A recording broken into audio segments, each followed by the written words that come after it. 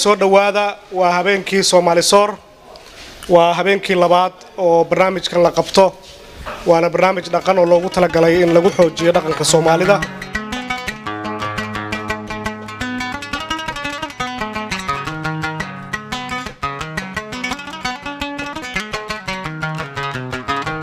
كل الدراسات dadka daawaday way arkeen siyaasad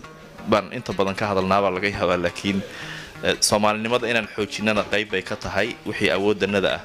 marka Soomaalisoor waa sidan waxaan rabnaa inaan joogto ka dhigin hadii Ilaahay yiraahdo waayaha adduunka inna kala fogeeyo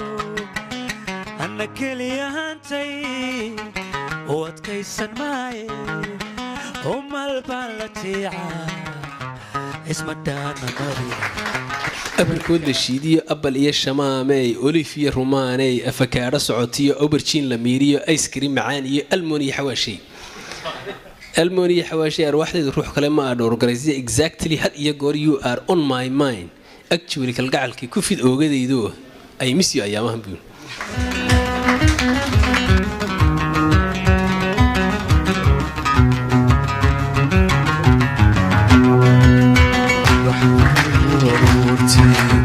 هاي بسيف العرا ما غاز الروضة ضرور بذاك مرسين قيمة هذي لذي قفد لما عمانو غلط له مشي ورشتي هونكاي انت عن سؤال اللي قلت جوابين كهر وقف كعنت تهاجو انت عن سؤال اللي ويدين كهر qofkaas marka su'aasha wala weydiin doona hadii uu garto si fiican hadii garan waayo waa inuu isfurto madadaala ama keeno hadii uu ka xishoodana inuu qof saaxiibkii oo furto uu keeno ramadaanka dhaxaysa ku dhex jirnaa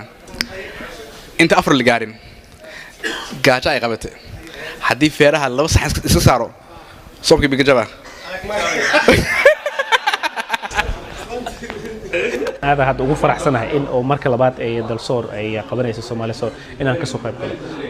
in oo xaflada saan amal oo la qabto dhaqankeena la sii dhiirigeliyo oo wax aad muhiim ah oo aad loogu baahan yahay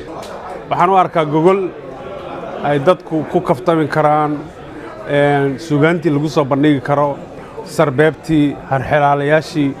runtii caawa dhowr mar baan kor u qoslay ishayn kari waayay ma xasuusto goraan saas u qoslay همين قروح بدن بوها waxa aad aan uga helay sheekooyinkii Soomaaliyeed xikmadda iyo xambaarsana iyo waaya aragnimada waxaan ka helay waxyaabo sheekooyin ka hadlayay dhacdooyinka dhaca iyo waxyaabo hadda taagan sida Soomaaliga oo si baabi raba waxaan ka helay hal xiraalihi dabcan waxa kale intaas sii dheer asxaab badan aan isarkin inaan meesha kula kulmo